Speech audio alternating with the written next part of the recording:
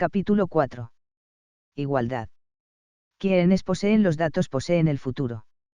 En las últimas décadas, a la gente de todo el planeta se le ha ido diciendo que la humanidad se halla en la senda hacia la igualdad, y que la globalización y las nuevas tecnologías nos ayudarán a llegar pronto a ella. En realidad, en el siglo XXI podrían surgir las sociedades más desiguales de la historia. Aunque la globalización e Internet salvan la distancia entre países, amenazan con agrandar la brecha entre clases, y cuando parece que la humanidad está a punto de conseguir la unificación global, la propia especie podría dividirse en diferentes castas biológicas. La desigualdad se remonta a la Edad de Piedra. Hace 30.000 años, las bandas de cazadores-recolectores enterraban a algunos de sus miembros en tumbas suntuosas repletas de miles de cuentas de marfil, brazaletes, joyas y objetos de arte, mientras que otros miembros tenían que conformarse con un simple agujero en el suelo. No obstante, las antiguas bandas de cazadores-recolectores eran todavía más igualitarias que cualquier sociedad humana posterior, porque tenían muy pocas propiedades. La propiedad es un prerequisito para la desigualdad a largo plazo. Tras la revolución agrícola, la propiedad se multiplicó, y con ella la desigualdad. A medida que los humanos se hacían con la propiedad de la tierra, de animales, de plantas y utensilios, surgieron rígidas sociedades jerárquicas, en que pequeñas élites monopolizaron la mayor parte de las riquezas y el poder de generación en generación. Los humanos acabaron por aceptar esta organización como algo natural e incluso ordenado por la divinidad. La jerarquía no era solo la norma, sino también el ideal. ¿Cómo puede haber orden sin una clara jerarquía entre los aristócratas y los plebeyos, entre hombres y mujeres, o entre padres e hijos? Sacerdotes, filósofos y poetas en todo el mundo explicaban con paciencia que de la misma manera que en el cuerpo humano no todos los miembros son iguales, los pies han de obedecer a la cabeza, así en la sociedad humana la igualdad no acarrearía más que caos. Sin embargo, a finales de la era moderna la igualdad se convirtió en un ideal en casi todas las sociedades humanas. Ello se debió en parte al auge de las nuevas ideologías del comunismo y el liberalismo. Pero se debió también a la revolución industrial, que hizo que las masas fueran más importantes de lo que nunca habían sido. Las economías industriales se basaban en masas de obreros comunes, mientras que los ejércitos industriales se basaban en masas de soldados comunes. Los gobiernos tanto de las democracias como de las dictaduras invertían mucho en la salud, la educación y el bienestar de las masas, porque necesitaban millones de obreros sanos que trabajaran en las líneas de producción y millones de soldados leales que lucharan en las trincheras. En consecuencia, la historia del siglo XX se centró en gran medida en la reducción de la desigualdad entre clases, razas y géneros. Aunque el mundo del año 2000 tenía todavía su cuota de jerarquías, era un lugar mucho más igualitario que el mundo de 1900. En los primeros años del siglo XXI, la gente esperaba que el proceso igualitario continuara e incluso se acelerara. En particular, esperaban que la globalización llevara la prosperidad económica por todo el planeta, y que como resultado en la India y en Egipto la gente llegara a disfrutar de las mismas oportunidades y los mismos privilegios que en Finlandia y Canadá. Toda una generación creció con esta promesa. Ahora parece que esta promesa podría no cumplirse.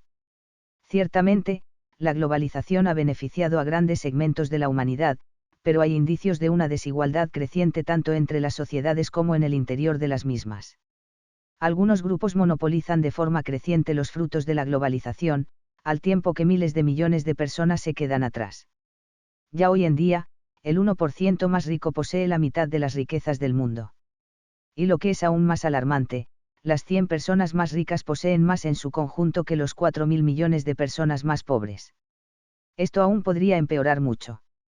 Como se ha visto en capítulos anteriores, el auge de la inteligencia artificial podría eliminar el valor económico y político de la mayoría de los humanos. Al mismo tiempo, las mejoras en biotecnología tal vez posibiliten que la desigualdad económica se traduzca en desigualdad biológica. Los superricos tendrán por fin algo que hacer que valga de verdad la pena con su extraordinaria riqueza. Mientras que hasta ahora podían comprar poco más que símbolos de estatus, pronto podrán comprar la vida misma. Si los nuevos tratamientos para alargar la vida y mejorar las condiciones físicas y cognitivas acaban siendo caros, la humanidad podría dividirse en castas biológicas. A lo largo de la historia, los ricos y la aristocracia siempre pensaron que sus capacidades eran superiores a las de todos los demás, y por ese motivo tenían el control. Por lo que sabemos, eso no era cierto.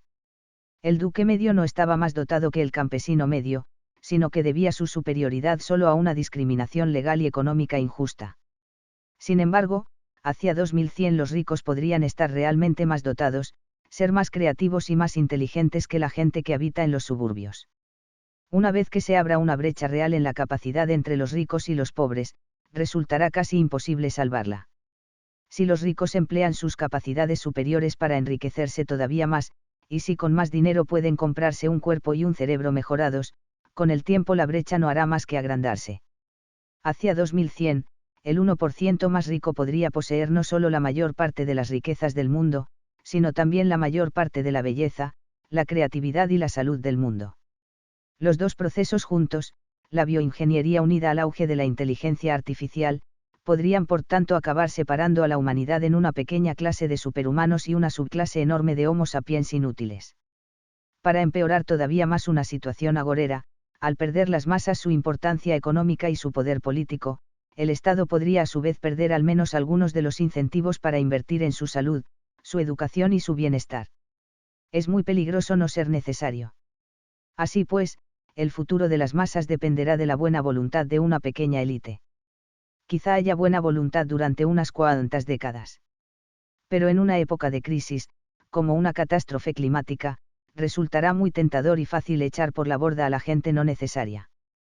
En países como Francia y Nueva Zelanda, con una larga tradición de creencias liberales y prácticas de estado del bienestar, quizá la élite siga haciéndose cargo de las masas aunque no las necesite.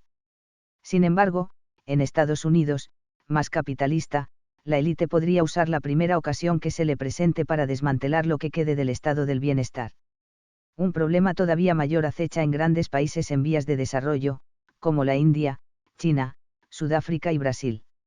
Allí, una vez que la gente de a pie pierda su valor económico, la desigualdad podría dispararse. En consecuencia, la globalización, en vez de generar la unidad global, podría llevar a una especiación, la división de la humanidad en diferentes castas biológicas o incluso diferentes especies. La globalización unirá al mundo horizontalmente al borrar las fronteras nacionales, pero de manera simultánea dividirá a la humanidad verticalmente. Las oligarquías dominantes en países tan diversos como Estados Unidos y Rusia podrían fusionarse y hacer causa común contra la masa de sapiens ordinarios. Desde esta perspectiva, el resentimiento populista actual hacia las élites está bien fundado. Si no vamos con cuidado, los nietos de los magnates de Silicon Valley y de los multimillonarios de Moscú podrían convertirse en una especie superior para los nietos de los palurdos de Apalachia y los campesinos siberianos.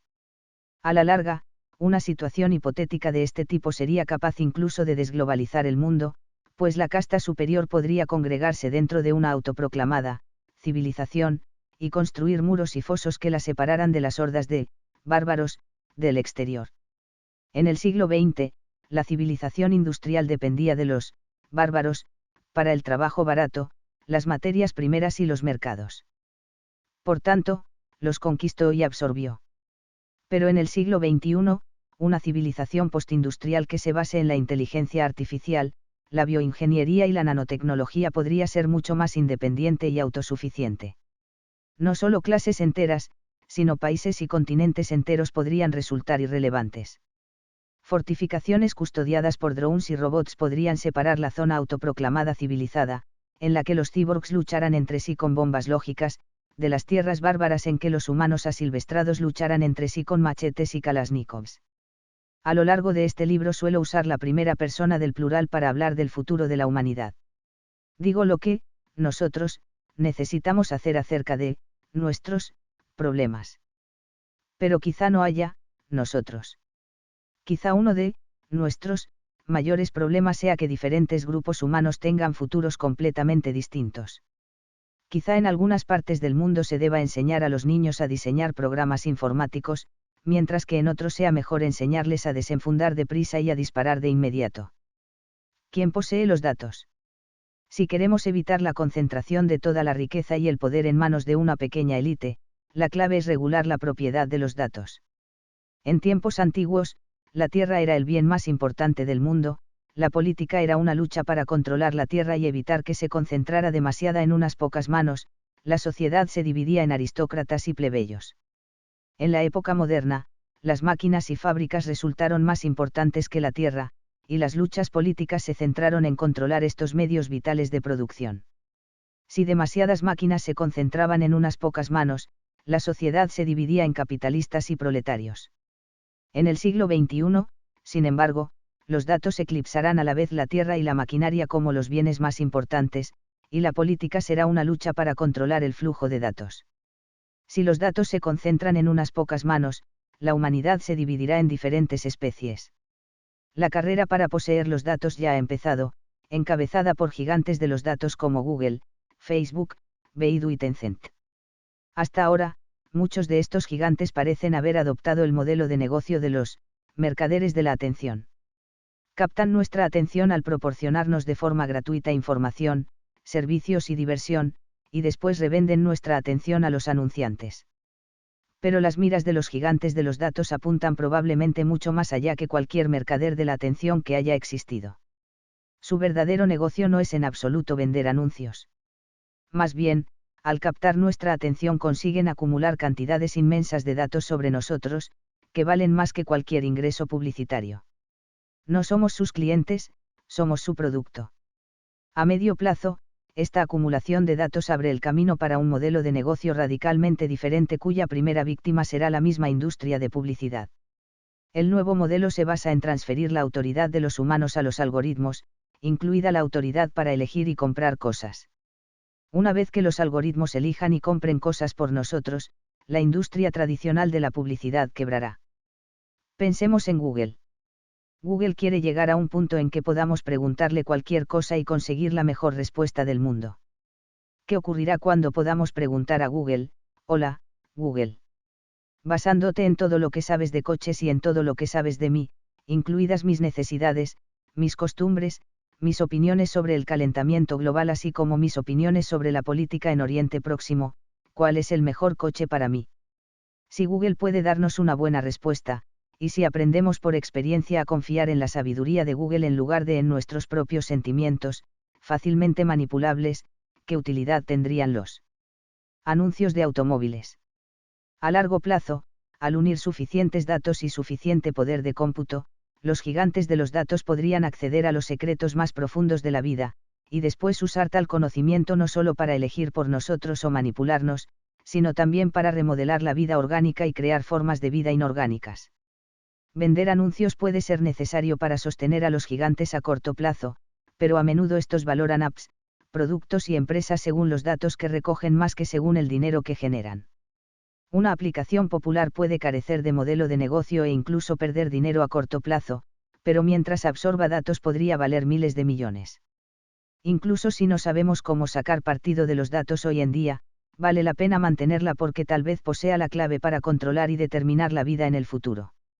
No tengo la certeza de que los gigantes de los datos piensen de forma explícita en estos términos, pero sus acciones indican que valoran la acumulación de datos más que los meros dólares y centavos. A los humanos de a pie puede costarles mucho resistirse a este proceso. En la actualidad, a la gente le encanta revelar su bien más preciado, sus datos personales, a cambio de servicios gratuitos de correo electrónico y de divertidos vídeos de gatos. Es un poco como las tribus africanas y americanas nativas que sin darse cuenta vendieron países enteros a los imperialistas europeos a cambio de cuentas de colores y avalorios baratos. Sí, más adelante, la gente común decidiera intentar bloquear el flujo de datos, quizás se daría cuenta de que cada vez resulta más difícil, en especial porque podría acabar dependiendo de la red para todas las decisiones que tomara, e incluso para el cuidado de su salud y su supervivencia física. Humanos y máquinas podrían fusionarse de una manera tan completa que los humanos quizá no lograran sobrevivir si se desconectaran de la red. Estarían conectados desde el seno materno, y si más adelante eligiéramos desconectarnos, las agencias de seguros podrían rechazar asegurarnos, los patronos rehusar contratarnos y los servicios de asistencia sanitaria negarse a cuidar de nosotros. En la gran batalla entre la salud y la privacidad, es probable que gane la salud sin despeinarse. A medida que cada vez más y más datos fluyan de nuestro cuerpo y cerebro a las máquinas inteligentes a través de los sensores biométricos, más fácil les resultará a las empresas y a los organismos gubernamentales conocernos, manipularnos y tomar decisiones en nuestro nombre. Y lo que es aún más importante, podrán descifrar los mecanismos íntimos de todos los cuerpos y cerebros, y de esta manera obtener el poder para diseñar la vida. Si queremos impedir que una reducida élite monopolice estos poderes cuasi divinos y evitar que la humanidad se divida en castas biológicas, la pregunta clave es, ¿quién posee los datos? Los datos sobre mi ADN, mi cerebro y mi vida, me pertenecen a mí, pertenecen al gobierno, a una empresa, al colectivo humano. Permitir a los gobiernos que nacionalicen los datos refrenará probablemente el poder de las grandes empresas, pero también podría desembocar en espeluznantes dictaduras digitales. Los políticos son un poco como los músicos, y los instrumentos que tocan son el sistema emocional y bioquímico humano. Sueltan un discurso, y una oleada de temor recorre el país. Tuitean, y se produce un conato de odio. No creo que debamos dar a estos músicos un instrumento más refinado para que lo toquen.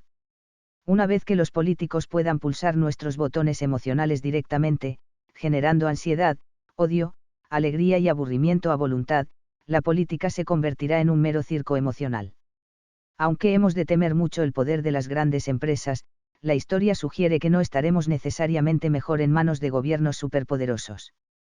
En marzo de 2018, yo preferiría dar mis datos a Mark Zuckerberg que a Vladimir Putin, aunque el escándalo de Cambridge Analytica reveló que quizá no tengamos mucha elección, pues cualquier dato que confiemos a Zuckerberg bien podría acabar llegando a Putin.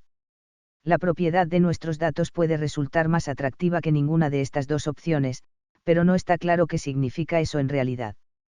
Tenemos miles de años de experiencia en la regulación de la propiedad de la tierra. Sabemos cómo construir una cerca alrededor de un campo, situar un guarda en la puerta y controlar quién entra. A lo largo de los 2 últimos siglos hemos extremado en grado sumo la complejidad en la regulación de la propiedad de la industria, así, hoy en día puedo poseer un pedazo de General Motors y una pizca de Toyota si compro sus acciones. Pero no tenemos mucha experiencia en regular la propiedad de los datos, que es en sí misma una tarea mucho más difícil, porque a diferencia de la Tierra y las máquinas, los datos están por todas partes y en ningún lugar al mismo tiempo, pueden desplazarse a la velocidad de la luz y podemos crear tantas copias de ellos como queramos. De modo que lo mejor que podemos hacer es recurrir a nuestros abogados, políticos, filósofos e incluso poetas para que se centren en este misterio, cómo regulamos la propiedad de los datos. Podría muy bien ser que esta fuera la pregunta más importante de nuestra era. Si no somos capaces de dar una respuesta pronto, nuestro sistema sociopolítico puede venirse abajo. La gente ya está notando el cataclismo que se avecina. Quizá por eso ciudadanos de todo el mundo estén perdiendo la fe en el relato liberal, que hace solo una década parecía convincente. Así pues, ¿de qué manera avanzamos desde aquí y cómo nos enfrentamos a los inmensos retos de las revoluciones de la biotecnología y la infotecnología? Quizá los mismísimos científicos y emprendedores que fueron los primeros en trastocar el mundo serían capaces de diseñar alguna solución tecnológica. Por ejemplo, algoritmos conectados en red podrían formar el andamiaje para una comunidad humana global que pudiera poseer de manera colectiva todos los datos y supervisar el desarrollo futuro de la vida. Mientras la desigualdad global y las tensiones sociales aumentan en todo el mundo, quizá Mark Zuckerberg podría recurrir a sus 2.000 millones de amigos para que sumaran fuerzas e hicieran algo juntos. Parte 2. El desafío político. La fusión de la infotecnología y la biotecnología es una amenaza para los valores modernos fundamentales de la libertad y la igualdad. Cualquier solución al reto tecnológico tiene que pasar por la cooperación global. Pero el nacionalismo, la religión y la cultura dividen a la humanidad en campos hostiles y hacen muy difícil cooperar globalmente. Capítulo 5. Comunidad. Los humanos tenemos cuerpo. California está acostumbrada a los terremotos, pero aún así el temblor político de las elecciones de 2016 en Estados Unidos fue un duro golpe para Silicon Valley. Al darse cuenta de que podrían ser parte del problema, los magos de la informática reaccionaron haciendo lo que mejor hacen los ingenieros, buscaron una solución técnica. En ningún lugar fue más contundente la reacción que en la sede central de Facebook en Menlo Park. Es comprensible, dado que el negocio de Facebook es la interconexión social, es extremadamente sensible a las perturbaciones sociales. Después de 3 meses de búsqueda introspectiva, el 16 de febrero de 2017 Mark Zuckerberg publicó un audaz manifiesto sobre la necesidad de construir una comunidad global y sobre el papel de Facebook en dicho proyecto. En un discurso complementario en el acto inaugural de la Cumbre de las Comunidades, el 22 de junio de 2017, Zuckerberg explicó que los trastornos sociopolíticos de nuestra época, desde el consumo de drogas descontrolado hasta los regímenes totalitarios asesinos, son el resultado en gran medida de la desintegración de las comunidades humanas. Lamentó el hecho de que, durante décadas, la afiliación a todo tipo de grupos se ha reducido hasta una cuarta parte. Son muchísimas las personas que ahora necesitan encontrar un propósito y apoyo en algún otro lugar. Prometió que Facebook lideraría la tarea de reconstruir estas comunidades y que sus ingenieros recogerían la carga que los párrocos habían desechado. Empezaremos a introducir algunas herramientas para hacer más fácil la creación de comunidades, dijo. Después siguió explicando, iniciamos un proyecto para ver si podríamos hacerlo mejor a la hora de sugerir grupos que fueran importantes para ustedes. Empezamos a crear inteligencia artificial a tal fin. Y funciona. En los primeros 6 meses, ayudamos a un 50% más de personas a unirse a comunidades que merecen la pena. Su objetivo último es, ayudar a 1.000 millones de personas a unirse a comunidades que merecen la pena. Si podemos hacerlo, no solo se invertirá por completo la reducción en la afiliación a comunidades de que hemos sido testigos durante décadas, sino que además empezará a fortalecerse nuestro tejido social y el mundo estará más unido. Es este un objetivo tan importante que Zuckerberg prometió, cambiar toda la misión de Facebook para encargarse del mismo. Zuckerberg tiene razón al lamentarse de la descomposición de las comunidades humanas. Pero algunos meses después de que hiciera esta promesa, y justo mientras este libro entraba en imprenta, el escándalo de Cambridge Analytica reveló que los datos que se confiaban a Facebook eran recogidos por terceras partes y usados para manipular las elecciones en todo el mundo. Esto convirtió en una burla las idealistas promesas de Zuckerberg e hizo añicos la confianza pública en Facebook. Solo cabe esperar que antes de emprender la creación de nuevas comunidades humanas, Facebook se comprometa a proteger la privacidad y la seguridad de las ya existentes.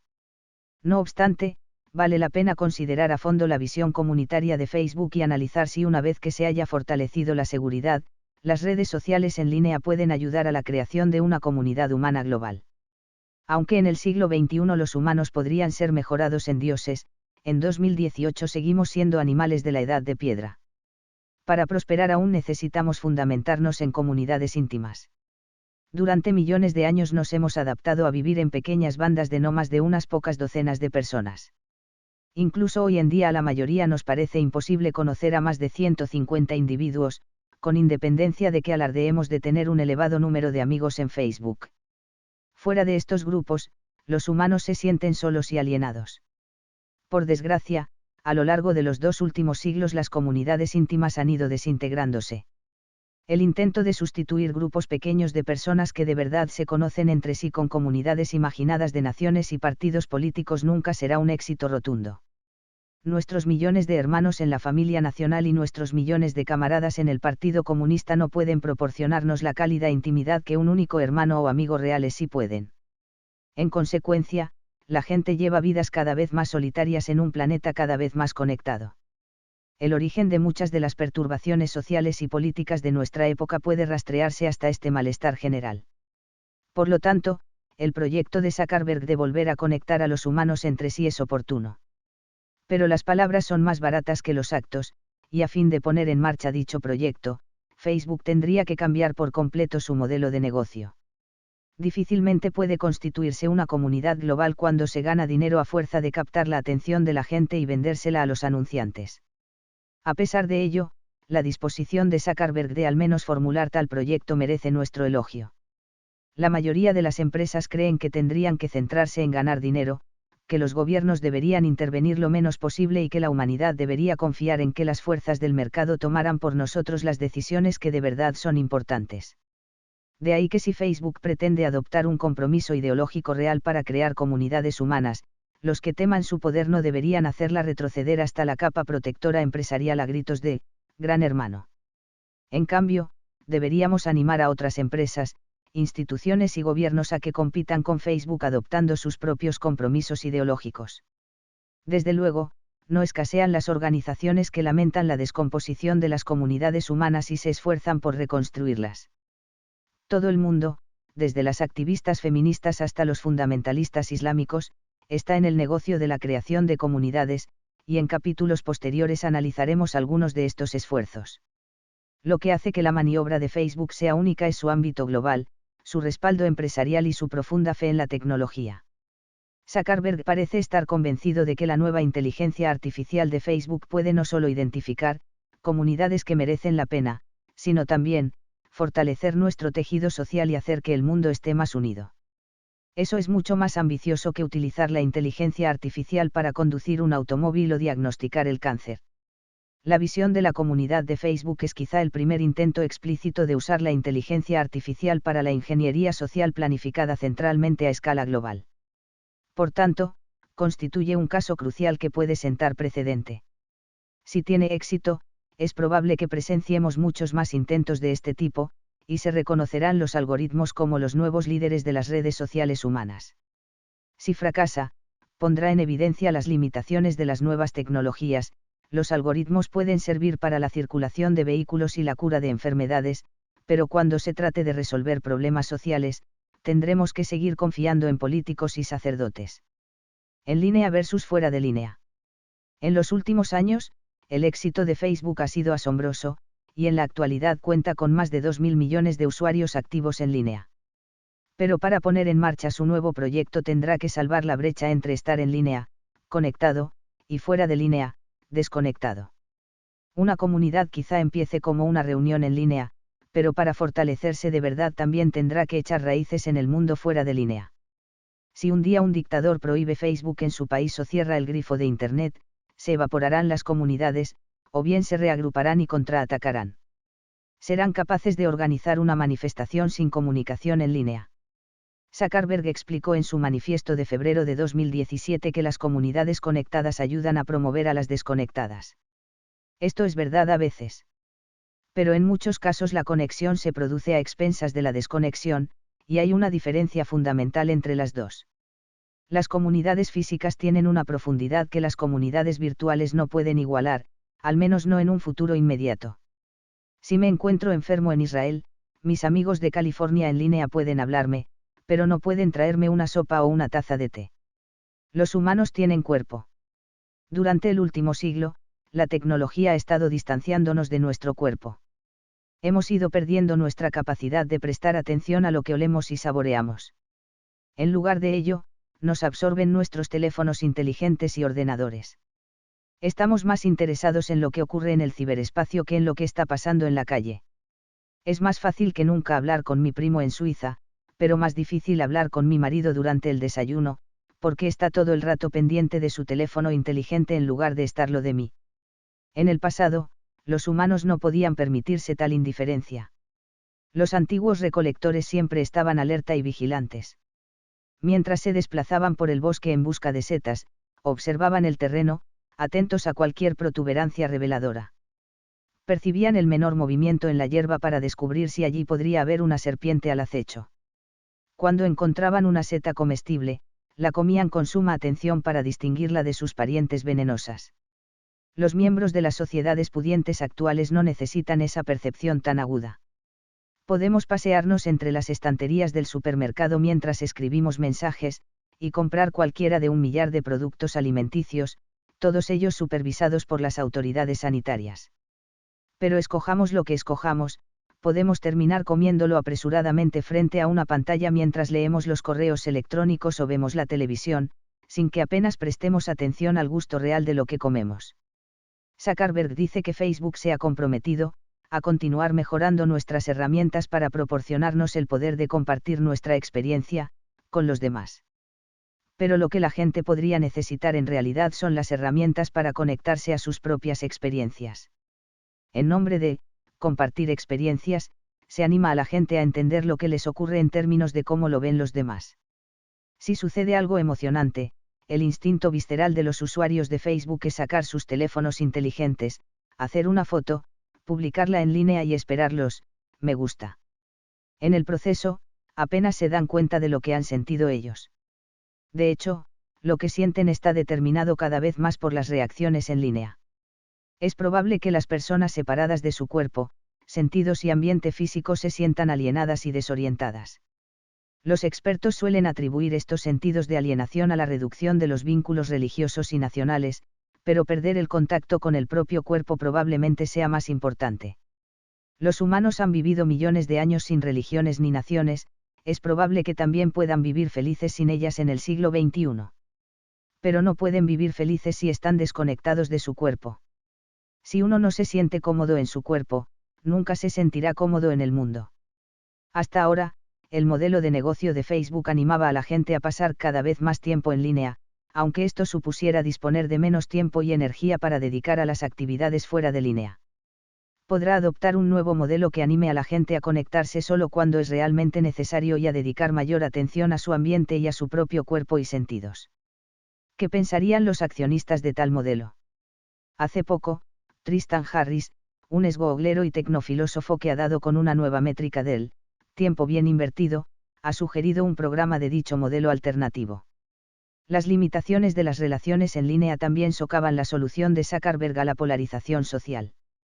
Este empresario señala con acierto que solo conectar a las personas y exponerlas a diferentes opiniones no salvará las brechas sociales porque, mostrar a la gente un artículo acerca de la perspectiva opuesta, ahonda en realidad la polarización al enmarcar las demás perspectivas como extrañas. En lugar de ello, Zuckerberg sugiere que, las soluciones óptimas para mejorar el discurso pueden proceder de conocer a los demás como personas completas en lugar de hacerlo solo como opiniones, algo que Facebook puede estar muy preparado para hacer. Si conectamos con las personas respecto a lo que tenemos en común, equipos deportivos, espectáculos televisivos, intereses, es más fácil dialogar sobre aquello en lo que no estamos de acuerdo. Pero es muy difícil conocerse mutuamente como personas completas. Ello exige mucho tiempo y una interacción física directa. Como ya se ha señalado, el Homo sapiens medio probablemente sea incapaz de conocer de manera íntima a más de 150 individuos. En un plano ideal, crear comunidades no debería ser un juego de suma cero. Los humanos pueden sentirse leales a diferentes grupos al mismo tiempo. Por desgracia, las relaciones íntimas posiblemente sean un juego de suma cero. Más allá de un punto determinado, el tiempo y la energía que invertimos para llegar a conocer a nuestros amigos en línea de Irán o Nigeria serán a expensas de nuestra capacidad para conocer a nuestros vecinos de al lado. La prueba crucial de Facebook llegará cuando un ingeniero invente un nuevo instrumento que haga que la gente pase menos tiempo comprando en línea y más tiempo en actividades significativas fuera de línea con los amigos. ¿Adoptará o suprimirá Facebook un instrumento de este tipo? ¿Dará Facebook un verdadero voto de confianza y favorecerá las preocupaciones sociales por encima de los intereses financieros? Si lo hace y consigue evitar la quiebra, será una transformación trascendental. Dedicar más tiempo al mundo desconectado que a sus informes trimestrales también es relevante para las políticas tributarias de Facebook. Al igual que Amazon, Google, Apple y otros gigantes tecnológicos, Facebook ha sido acusado repetidas veces de evasión fiscal. Las dificultades inherentes a grabar las actividades en línea facilitan que estas empresas globales se dediquen a todo tipo de contabilidad creativa. Si pensamos que la gente vive principalmente en línea, conectada, y que les proporcionamos todos los instrumentos necesarios para su existencia en línea, podemos considerarnos un servicio social benéfico, aunque evitemos pagar impuestos a los gobiernos fuera de línea, desconectados. Pero una vez que recordamos que los humanos tienen cuerpo y que, por tanto, necesitan carreteras, hospitales y sistemas de alcantarillado, se hace mucho más difícil justificar la evasión fiscal. ¿Cómo pueden elogiarse las virtudes de la comunidad al tiempo que se rehúsa mantener económicamente los servicios comunitarios más importantes? Solo cabe esperar que Facebook pueda cambiar su modelo de negocio, adoptar una política de impuestos más reconciliada con las actividades desconectadas, ayudar a unir el mundo, y seguir siendo rentable. Pero no debemos abrigar expectativas poco realistas acerca de su capacidad para llevar a cabo su proyecto de una comunidad global. Históricamente, las empresas no han sido el vehículo ideal para encabezar las revoluciones sociales y políticas. Una revolución real exige, tarde o temprano, sacrificios que las empresas, sus empleados y sus accionistas no están dispuestos a hacer. Esta es la razón por la que los revolucionarios fundan iglesias, partidos políticos y ejércitos. Las denominadas revoluciones de Facebook y Twitter en el mundo árabe se iniciaron en optimistas comunidades en línea, pero una vez que aparecieron en el caótico mundo fuera de línea, se las apropiaron fanáticos religiosos y juntas militares.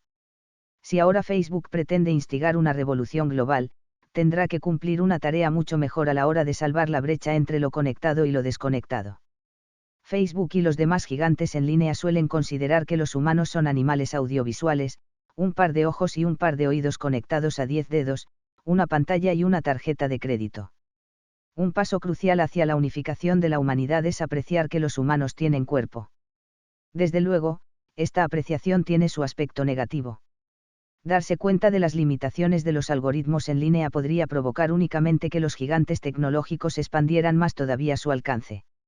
Dispositivos como Google Glass y juegos como Pokémon Go están diseñados para borrar la distinción entre en línea y fuera de línea, al fusionarlas en una única realidad aumentada. A un nivel todavía más profundo, los sensores biométricos y las interfaces directas cerebro-ordenador pretenden erosionar la frontera entre las máquinas electrónicas y los cuerpos orgánicos, y meterse literalmente bajo nuestra piel. Una vez que los gigantes tecnológicos lleguen a un acuerdo con el cuerpo humano, podrían acabar manipulándolo por completo igual que suelen manipular nuestros ojos, dedos y tarjetas de crédito. Podríamos llegar a echar en falta aquellos buenos y viejos tiempos en que lo en línea estaba separado de lo fuera de línea. Capítulo 6. Civilización. Solo existe una civilización en el mundo. Mientras Mark Zuckerberg sueña con unir a la humanidad en línea, acontecimientos recientes en el mundo fuera de línea parecen insuflar nueva vida a la tesis del choque de civilizaciones. Muchos expertos, políticos y ciudadanos corrientes creen que la guerra civil en Siria, el auge de Estado Islámico, el caos del Brexit y la inestabilidad de la Unión Europea son resultado de un enfrentamiento entre la civilización occidental y la civilización islámica. Los intentos occidentales de imponer la democracia y los derechos humanos en las naciones musulmanas han provocado una violenta respuesta islámica, y una oleada de inmigración musulmana junto a ataques terroristas islamistas han hecho que los votantes europeos abandonen los sueños multiculturales en favor de identidades culturales xenófobas. Según esta tesis, la humanidad ha estado dividida siempre en varias civilizaciones cuyos miembros entienden el mundo de maneras irreconciliables. Estas visiones incompatibles hacen que los conflictos entre civilizaciones sean inevitables. De la misma manera que en la naturaleza las diferentes especies luchan por la supervivencia según las leyes implacables de la selección natural, a lo largo de la historia las civilizaciones se han enfrentado repetidas veces y solo las más adaptadas han sobrevivido para contarlo. Los que pasan por alto este desagradable hecho, ya se trate de políticos liberales o de ingenieros que están en las nubes, lo hacen asumiendo su propio riesgo. La tesis del choque de civilizaciones tiene implicaciones políticas trascendentales. Sus defensores sostienen que cualquier intento de reconciliar Occidente con el mundo musulmán está destinado al fracaso. Los países musulmanes jamás adoptarán los valores occidentales y los países occidentales nunca podrán absorber con éxito a las minorías musulmanas. En consecuencia, Estados Unidos no debe admitir a inmigrantes de Siria o Irak, y la Unión Europea debe renunciar a su falacia multicultural en favor de una identidad occidental inmutable. A la larga, solo una civilización puede sobrevivir a las pruebas implacables de la selección natural, y si los burócratas de Bruselas rehúsan salvar a Occidente del peligro islámico, entonces será mejor que Gran Bretaña, Dinamarca o Francia vayan por su cuenta. Aunque está muy generalizada, esta tesis es engañosa. Sin duda, el fundamentalismo islámico puede suponer un reto radical, pero la civilización a la que desafía es una civilización global y no un fenómeno únicamente occidental. No es casualidad que Estado Islámico consiguiera unir en su contra a Irán y a Estados Unidos. E incluso los fundamentalistas islámicos, con todas sus fantasías medievales, se basan mucho más en la cultura contemporánea global que en la Arabia del siglo VII. Se nutren de los miedos y las esperanzas de la juventud moderna y alienada más que de los de campesinos y mercaderes medievales. Como han planteado de manera convincente Pankaj Misra y Christopher de Bellaigue, los islamistas radicales han estado influidos tanto por Marx y Foucault como por Mahoma, y heredan tanto el legado de los anarquistas europeos del siglo XIX como el de los califas omeyas y abasíes. Por tanto, es mucho más exacto considerar que Estado Islámico es un brote descarriado de la cultura global que todos compartimos y no una rama de algún misterioso árbol foráneo. Más importante todavía es que la analogía entre la historia y la biología que respalda la tesis del choque de civilizaciones es falsa. Los grupos humanos, desde las tribus pequeñas a las civilizaciones enormes, son fundamentalmente diferentes de las especies animales, y los conflictos históricos difieren muchísimo de los procesos de selección natural. Las especies animales poseen identidades objetivas que se mantienen durante miles y miles de generaciones. El que uno sea un chimpancé o un gorila depende de sus genes, no de sus creencias, y genes diferentes dictan comportamientos sociales distintos. Los chimpancés viven en grupos mixtos de machos y hembras. Compiten por el poder forjando coaliciones de adeptos de ambos sexos. Entre los gorilas, en cambio, un único macho dominante establece un harén de hembras, y por lo general expulsa a cualquier macho adulto que pueda poner en peligro su posición.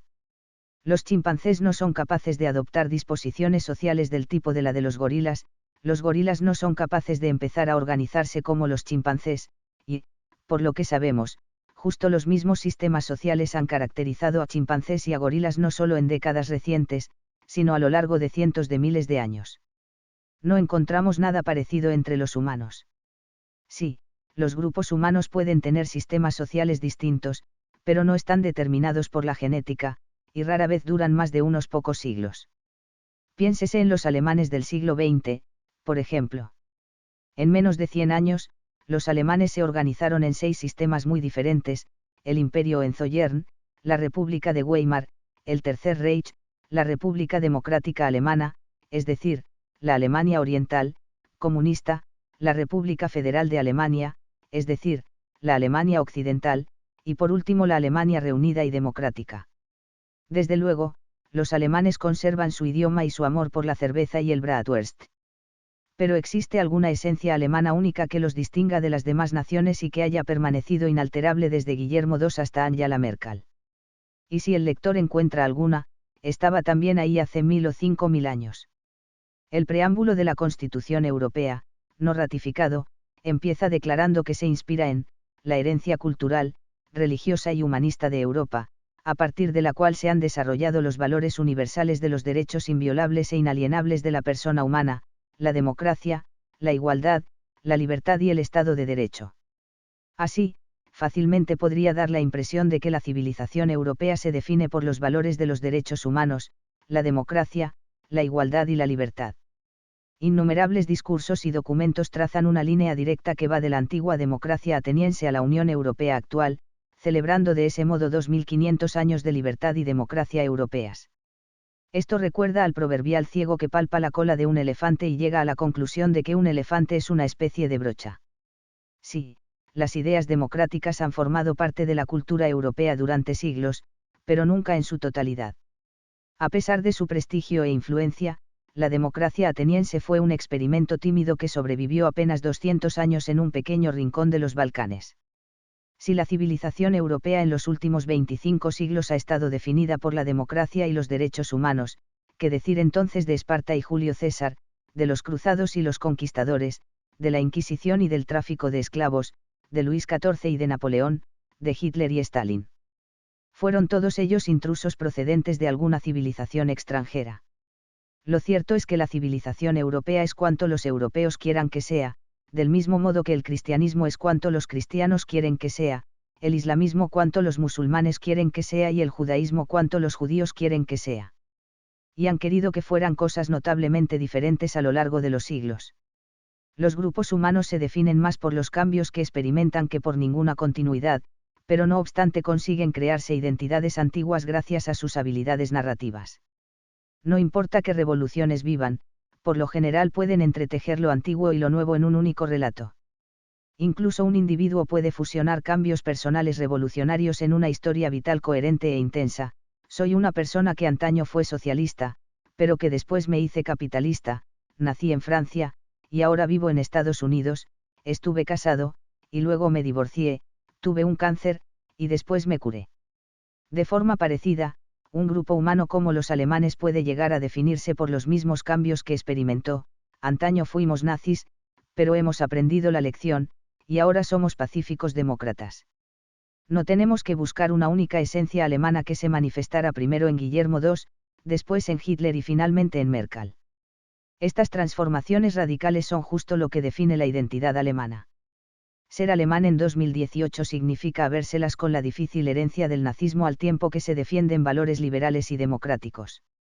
¿Quién sabe lo que esto significará en 2050? La gente suele negarse a reconocer estos cambios, sobre todo cuando se trata de valores políticos y religiosos fundamentales. Insistimos en que nuestros valores son una herencia preciosa de antiguos antepasados. Pero eso solo podemos decirlo porque nuestros antepasados hace mucho que murieron y no pueden hablar por sí mismos. Piénsese, por ejemplo, en las actitudes de los judíos hacia las mujeres. En la actualidad, los judíos ultraortodoxos prohíben las imágenes de mujeres en la esfera pública. Las vallas publicitarias y los anuncios dirigidos a los judíos ultraortodoxos suelen presentar solo hombres y chicos, nunca mujeres ni chicas. En 2011 se desató un escándalo cuando el diario ultraortodoxo de Brooklyn Die Zeitung publicó una foto de unos funcionarios norteamericanos que contemplaban la incursión en el recinto de Osama Bin Laden, de la que se había borrado digitalmente a todas las mujeres, incluida la secretaria de Estado, Hillary Clinton. El diario explicaba que se había visto obligado a hacerlo debido a las leyes del recato judías. Estalló un escándalo similar cuando el diario Amebaser eliminó a Angela Merkel de una fotografía correspondiente a una manifestación en contra de la masacre de Charlie Hebdo, no fuera que su imagen provocara pensamientos lujuriosos en las mentes de los devotos lectores. El editor de un tercer diario ultraortodoxo, Amodia, defendía esta política al explicar que, nos respaldan miles de años de tradición judía. En ningún lugar es más estricta la prohibición de ver a mujeres que en la sinagoga. En las sinagogas ortodoxas se las segrega minuciosamente de los hombres y son confinadas a una zona restringida donde están ocultas tras una cortina, de modo que ningún hombre pueda ver por casualidad la forma de una mujer mientras reza sus plegarias o lee las escrituras. Pero si todo esto lo respaldan miles de años de tradición judía y de leyes divinas inmutables, ¿cómo explicar que cuando los arqueólogos excavaron sinagogas antiguas en Israel, que databan de la época de la Misná y el Talmud, no encontraran señal alguna de segregación por género, y en cambio descubrieran suelos con bellos mosaicos y pinturas en las paredes que representaban a mujeres, algunas de ellas bastante ligeras de ropa? Los rabinos que escribieron la Misná y el Talmud solían rezar y estudiar en aquellas sinagogas, pero los judíos ortodoxos actuales lo considerarían una blasfema profanación de las antiguas tradiciones. Distorsiones similares de las tradiciones antiguas caracterizan todas las religiones. Estado Islámico se jacta de haber vuelto a la versión pura y original del islamismo, pero lo cierto es que su interpretación del Islam es nueva. Sí, citan muchos textos venerables, pero eligen con sumo criterio qué textos citar y cuáles no, y cómo interpretarlos.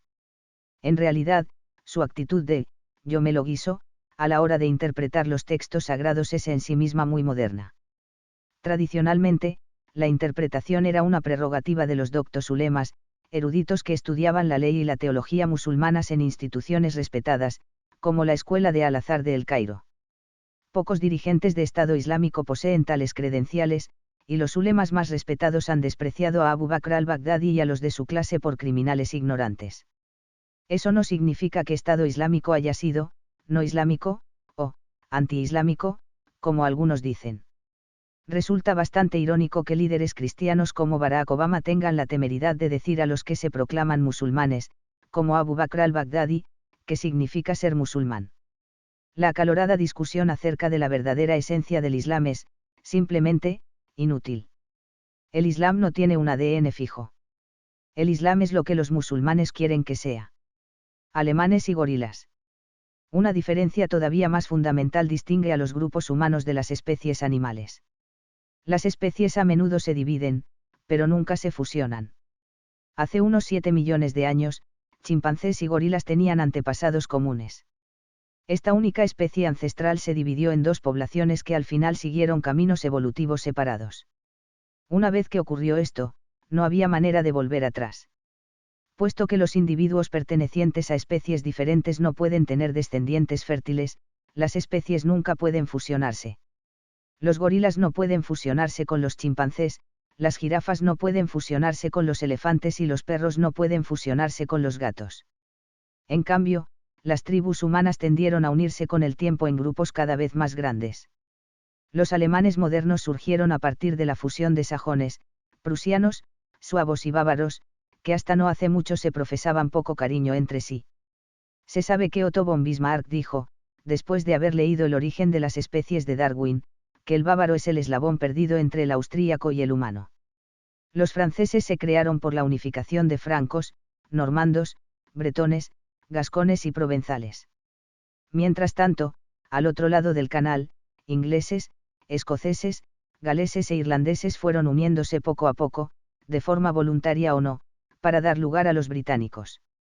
En un futuro no muy lejano, alemanes, franceses y británicos podrían todavía unirse para formar europeos.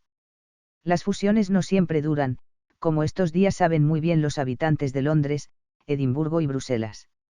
El Brexit podría iniciar la descomposición simultánea tanto del Reino Unido como de la Unión Europea. Pero a la larga, la dirección de la historia es clara. Hace 10.000 años la humanidad estaba dividida en incontables tribus aisladas. Con cada milenio que pasaba, estas tribus se fusionaron en grupos cada vez mayores, creando cada vez menos civilizaciones diferentes.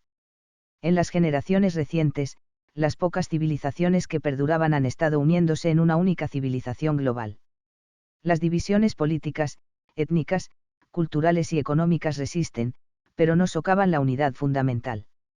De hecho, algunas divisiones solo son posibles por una estructura común dominante. Por ejemplo, en economía la división del trabajo no puede funcionar a menos que todos compartan un mismo mercado.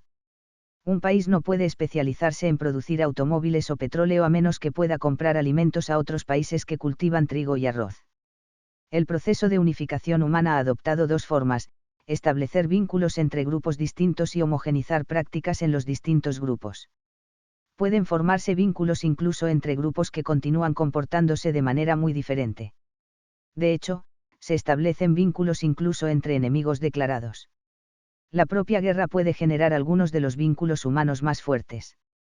Los historiadores suelen aducir que la globalización alcanzó su primer punto culminante en 1913, después experimentó una larga disminución durante la época de las guerras mundiales y la Guerra Fría, y solo se recuperó a partir de 1989. Esto tal vez sea cierto respecto a la globalización económica, pero pasa por alto la dinámica, diferente aunque igual de importante, de la globalización militar. La guerra difunde ideas, tecnologías y personas mucho más deprisa que el comercio.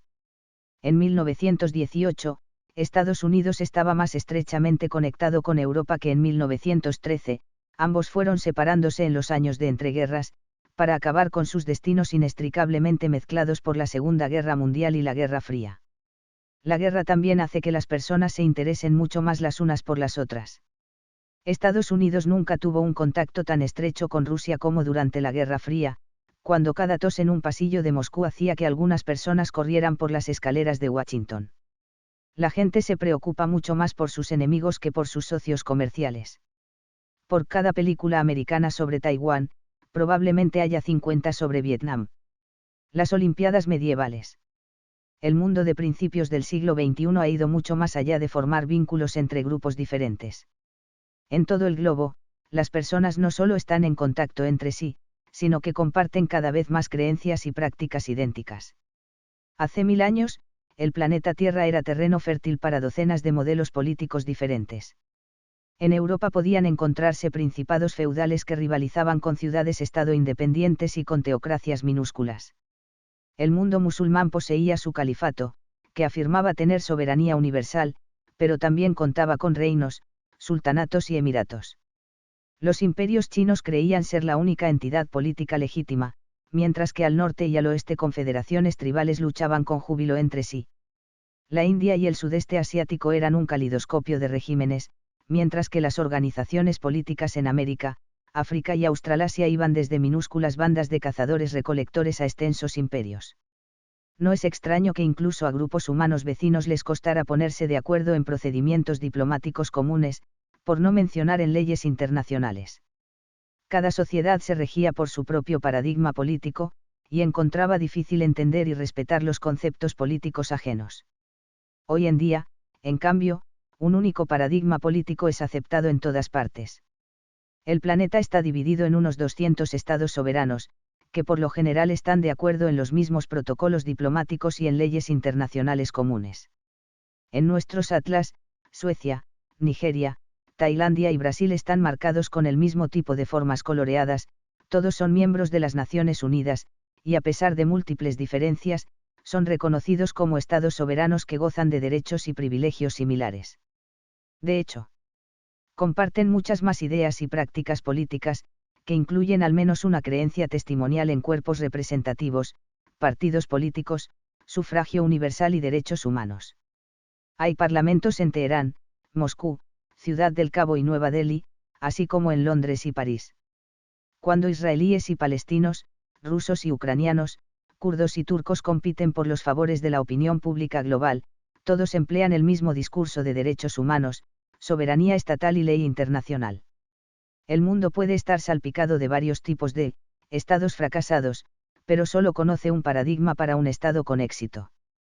Así, la política global sigue el principio de Anna Karenina: todos los estados exitosos son iguales, pero cada estado fracasado fracasa a su manera, al faltarle tal o cual ingrediente de la oferta política dominante. Recientemente, Estado Islámico destacaba por su rechazo total a esa oferta y por su intento de establecer un tipo de entidad política de todo punto diferente, un califato universal. Pero justo por eso ha fracasado. Numerosas fuerzas guerrilleras y organizaciones terroristas han conseguido establecer nuevos países o conquistar países ya existentes. Pero siempre lo han hecho aceptando los principios fundamentales del orden político global. Incluso los talibanes buscaron el reconocimiento internacional como el gobierno legítimo del país soberano de Afganistán. Ningún grupo que niegue los principios de la política global ha conseguido hasta ahora ejercer un control duradero de ningún territorio importante. Quizá pueda apreciarse mejor la fuerza del paradigma político global si no analizamos duras cuestiones políticas de guerra y diplomacia, sino algo como los Juegos Olímpicos de 2016 en Río de Janeiro. Dediquemos un momento a reflexionar sobre la manera como se organizaron las Olimpiadas. Los 11.000 atletas se agruparon en delegaciones por su nacionalidad y no por su religión, clase o idioma.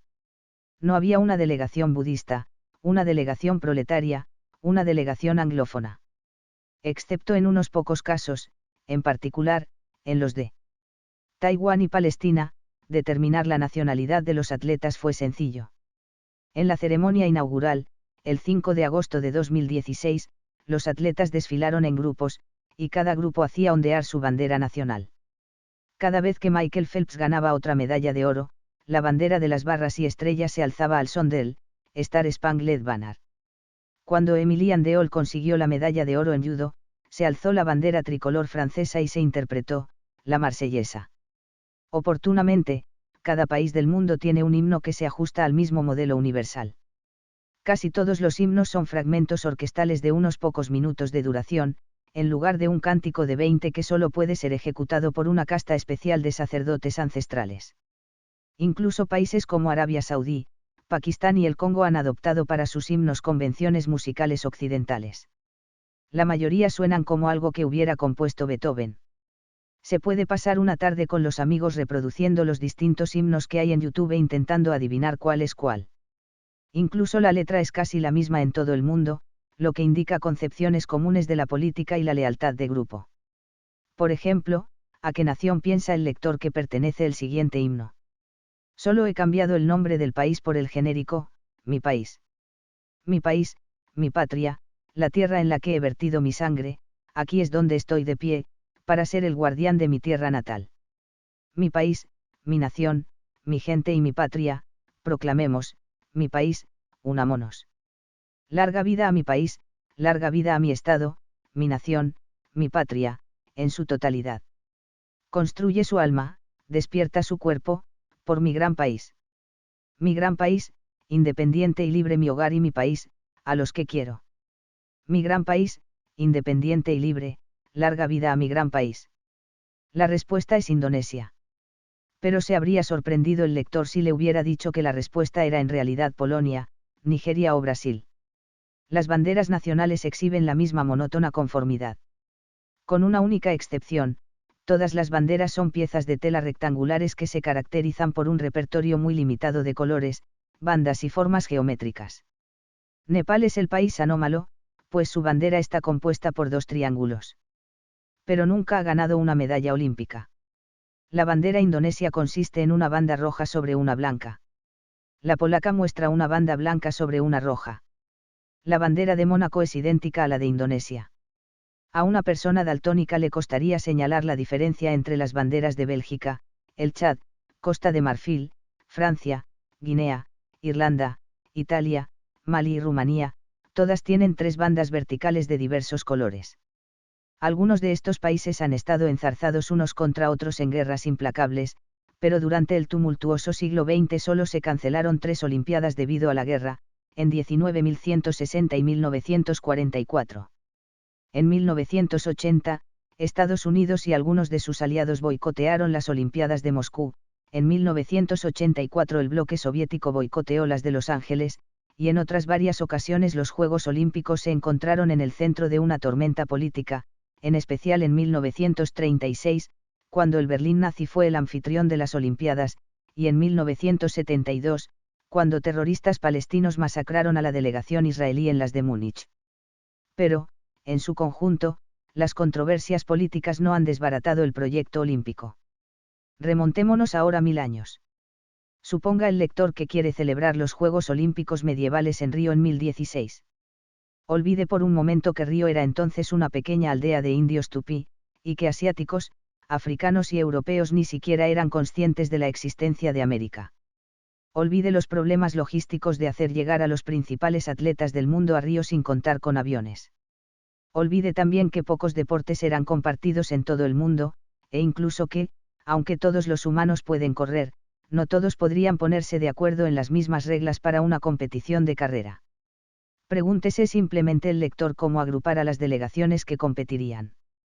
En la actualidad, el Comité Olímpico Internacional invierte muchísimas horas discutiendo la cuestión de Taiwán y la de Palestina. Multiplique esto por 10.000 para estimar el número de horas que tendría que invertir en la política de la Olimpiada medieval.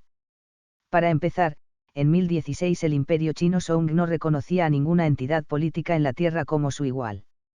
Por tanto, sería una humillación inconcebible conceder a su delegación olímpica la misma categoría que se diera a las delegaciones del Reino Goryeo de Corea o al Reino Vietnamita de Dai Seo Viet, por no mencionar las delegaciones de los primitivos bárbaros de allende los mares. El califa de Bagdad afirmaba asimismo su hegemonía universal, y la mayoría de los musulmanes suníes lo reconocían como su jefe supremo. Sin embargo, en términos prácticos el califa apenas gobernaba la ciudad de Bagdad. Así, querrían formar parte todos los atletas suníes de una única delegación del califato, o querrían separarse en las docenas de delegaciones de los numerosos emiratos y sultanatos del mundo suní. Pero ¿por qué quedarse en los emiratos y sultanatos? El desierto arábigo estaba lleno de tribus de beduinos libres, que no reconocían a ningún jefe supremo salvo a Alá. Tendría derecho cada una de ellas a enviar una delegación independiente para competir en tiro con arco o carreras de camellos. Europa daría al lector un número parecido de quebraderos de cabeza.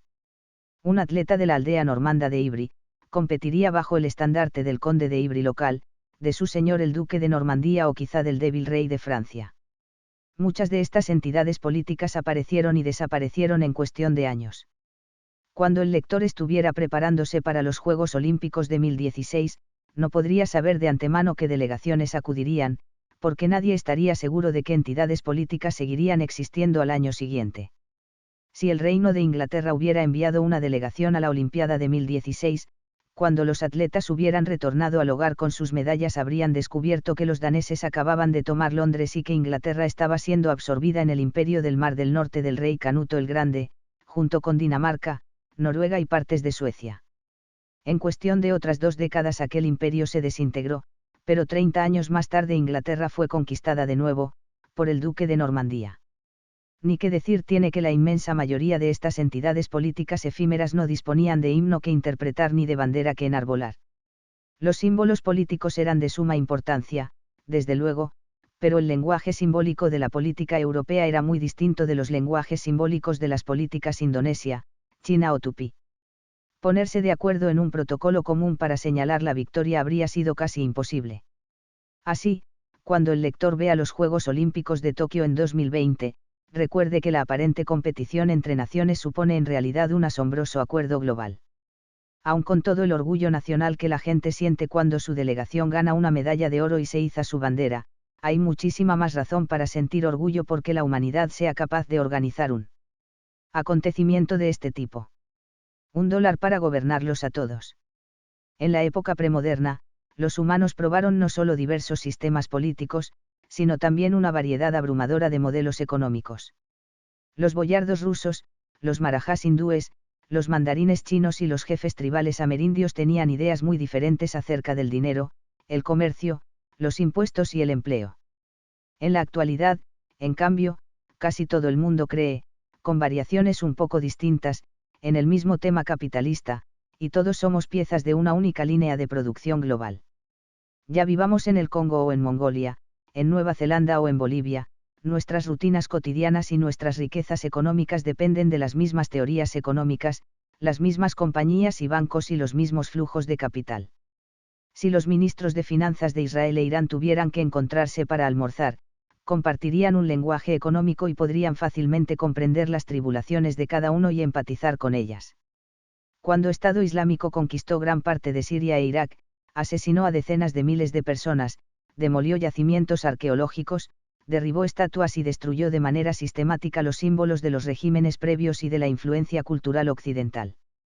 Pero cuando los combatientes de Estado Islámico entraron en los bancos locales y encontraron allí montones de dólares estadounidenses con las caras de presidentes estadounidenses y con lemas en inglés que ensalzaban los ideales políticos y religiosos americanos, no quemaron estos símbolos del imperialismo estadounidense.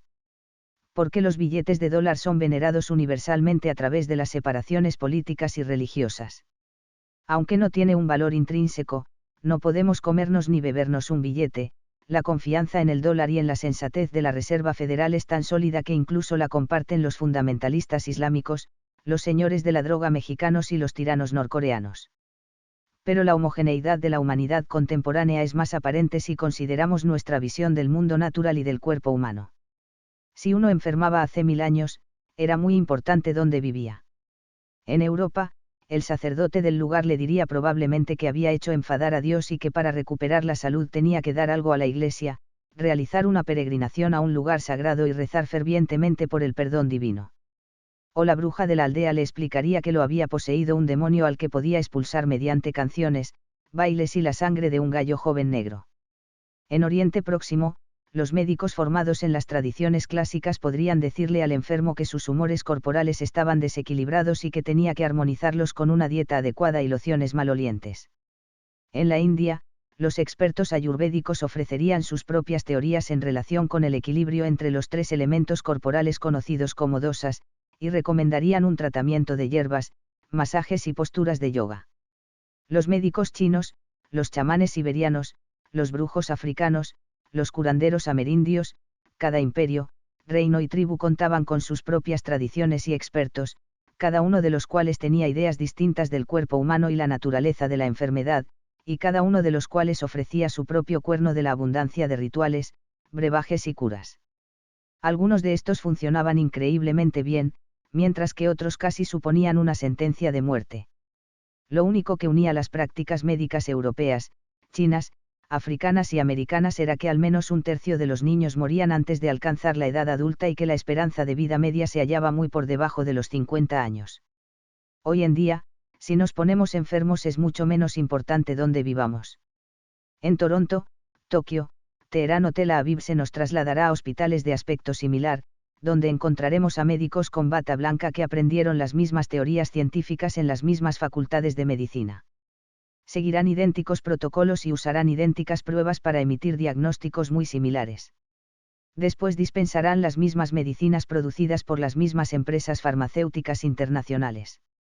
Sigue habiendo algunas diferencias culturales menores, pero los médicos canadienses, japoneses, iraníes e israelíes tienen opiniones muy parecidas del cuerpo humano y las enfermedades. Después de que Estado Islámico tomara al-Raqqa y Mosul, no derribó los hospitales locales, en cambio, emitió un llamamiento a médicos y a enfermeras musulmanes de todo el mundo para que de forma voluntaria prestaran sus servicios allí. Se supone que incluso los médicos y las enfermeras islamistas creen que el cuerpo está constituido por células, que las enfermedades las causan agentes patógenos y que los antibióticos matan las bacterias. ¿Y qué constituye estas células y bacterias? Y, de hecho, ¿qué constituye el mundo entero? Hace 1000 años, cada cultura tenía su propio relato del universo y de los ingredientes fundamentales del caldo cósmico. En la actualidad, las personas cultas de todo el mundo creen exactamente las mismas cosas sobre la materia, la energía, el tiempo y el espacio. Pongamos el ejemplo de los programas nucleares de Irán y Corea del Norte.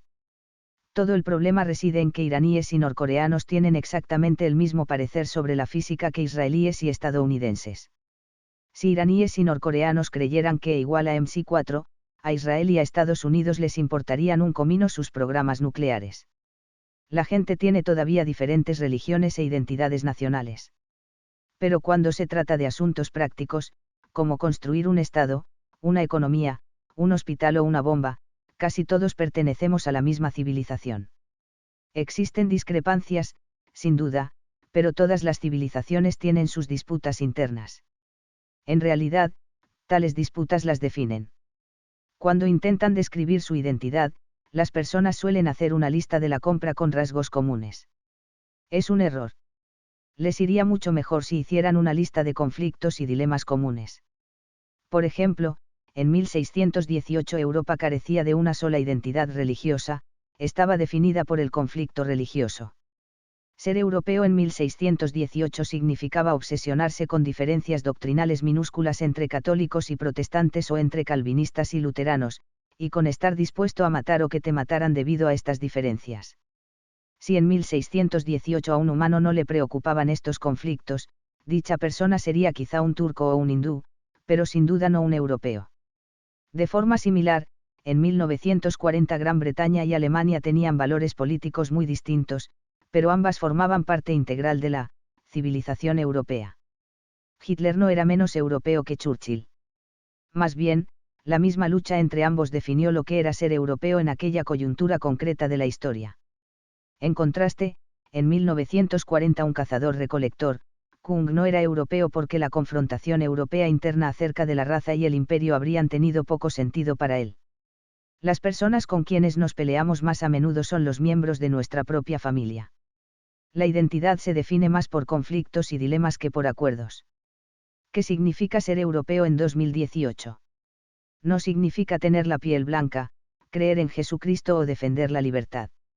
En cambio, significa debatir apasionadamente acerca de la inmigración, la Unión Europea y los límites del capitalismo, y también preguntarnos de manera obsesiva, ¿qué define mi identidad?, así como preocuparnos por la población envejecida, el consumismo desbocado y el calentamiento global. En sus conflictos y dilemas, los europeos del siglo XXI son diferentes de sus antepasados de 1618 y 1940, pero son cada vez más parecidos a sus socios comerciales chinos e indios. Cualesquiera que sean los cambios que nos aguardan en el futuro, es probable que impliquen una lucha fraterna en el seno de una única civilización en lugar de una confrontación entre civilizaciones extrañas. Los grandes desafíos del siglo XXI serán de naturaleza global. ¿Qué ocurrirá cuando el cambio climático desencadene catástrofes ecológicas? ¿Qué ocurrirá cuando los ordenadores superen a los humanos cada vez en más tareas y los sustituyan en un número creciente de empleos? ¿Qué ocurrirá cuando la biotecnología nos permita mejorar a los humanos y alargar la duración de la vida? Sin duda, tendremos grandes debates y amargos conflictos sobre estas cuestiones. Pero es improbable que dichos debates y conflictos nos aíslen a unos de otros. Justo lo contrario. Nos harán todavía más interdependientes. Aunque la humanidad está muy lejos de constituir una comunidad armoniosa, todos somos miembros de una única y revoltosa civilización global. ¿Cómo explicar, pues, la oleada nacionalista que se extiende por gran parte del mundo? Quizá en nuestro entusiasmo por la globalización hayamos despachado con demasiada celeridad a las buenas y antiguas naciones. El retorno al nacionalismo tradicional podría ser la solución para nuestras desesperadas crisis globales.